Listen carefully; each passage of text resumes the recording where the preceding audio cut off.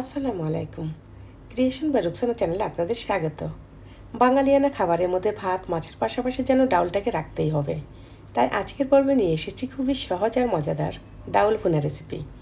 এই নিয়মে ডাউলটা রান্না করে দেখবেন, স্বাদ হবে দুর্দান্ত আর নিমিষেই প্লেটের ভাত খালি হয়ে যাবে। ডাউল রান্না করার জন্য নিয়ে নিচ্ছে 1 কাপ মসুরের ডাউল। ডাউলটাকে ভালো করে কুচলে 2 থেকে 3 বারের মতো ধুয়ে নেব। তারপর ডাউলটা ধুয়ে নেওয়া হয়ে গেলে যে হাঁড়িতে ডাউলটাকে রান্না করব সেই হাঁড়িতে ডাউলগুলোকে দিয়ে দেব।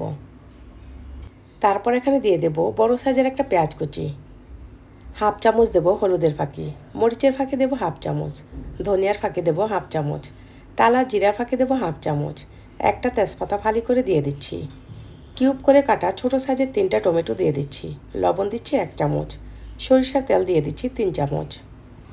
এখন সমস্ত উপকরণ হাত দিয়ে ভালো করে মেখে নেব। এভাবে হাতে মাখা ডাউল অনেক টেস্টি হয়। ডাউলটা মাখানো হয়ে গেলে 1 কাপ ডাউলের জন্য 2.5 কাপ পানি দিয়ে দেব। নতুন রাঁধুনি আপু ভাইয়েরা যারা আছেন তাদের বোঝার সুবিধার্থে বলে দিচ্ছি, ডাউলটা ফুলে কিন্তু ডাবল হয়ে যাবে, তাই এই মেজারমেন্টটাই পারফেক্ট। এখন ঢাকনাটাকে লাগিয়ে চুলাটাকে মিডিয়াম ফ্লেমে দিয়ে রান্না করব প্রথমে 5 মিনিট। 5 মিনিট পর এখানে আমি বড় সাইজের একটা রসুন কুচি করে দিয়ে দেব। আর এই রসুন কুচি পরে দেওয়ার কারণে কিন্তু ডাউল ভুনার মধ্যে মজার একটা স্মেল আসবে। তারপর আবারও ঢাকনাটাকে লাগিয়ে 2 মিনিটের মতো রান্না করব। রান্নার শেষ পর্যায়ে এখানে 3টা কাঁচামরিচ ভেঙে দিয়ে দেব আর দিয়ে দেব 3 টুকরা আম।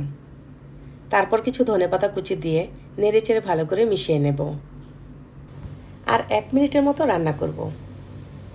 এই তো ডাউলটা এরকম থাকতে হবে, কিছু আস্ত আর কিছু হালকা গা মাখা ঝোল। এই তো ডাউল রান্নাটা একদম কমপ্লিট। এখন আমি একটি বাড়িতে সার্ভ করে দেখাচ্ছি। ডাউলের মধ্যে আম দিলে ডাউলের টেস্ট বেড়ে যায়, এটা অপশনাল, না দিলেও কোনো সমস্যা নেই। আম দিতে হবে একদম লাস্ট পর্যায়ে। আশা করব আজকের এই সহজ আর মজাদার ডাউলের ভুনা আপনাদের ভালো লেগেছে। তো সবাই ভালো থাকবেন, নিরাপদে থাকবেন। আসসালামু আলাইকুম, আল্লাহ হাফেজ।